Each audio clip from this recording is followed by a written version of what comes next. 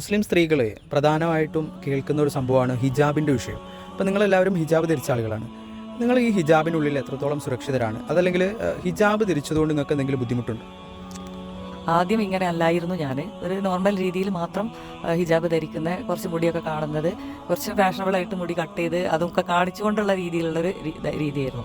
പക്ഷേ അതിനുശേഷം ഞാൻ പറഞ്ഞില്ലേ, കുറച്ച് അറിവുകൾ ഇസ്ലാമിനെ കുറിച്ച് മകള് ആണ് പറഞ്ഞു തന്നത്. അതിനനുസരിച്ച് മാറിക്കൊണ്ടിരുന്ന സമയത്ത് എന്ന് വെച്ചാൽ എൻ്റെ ചുറ്റുമുള്ള ആളുകൾ എന്നെ കളിയാക്കുന്ന തരത്തിലുള്ളൊരവസ്ഥ പോലും ഉണ്ടായിട്ടുണ്ട്. വളരെ മനസ്സിന് വളരെയധികം സന്തോഷമുള്ളൊരവസ്ഥയാണ്.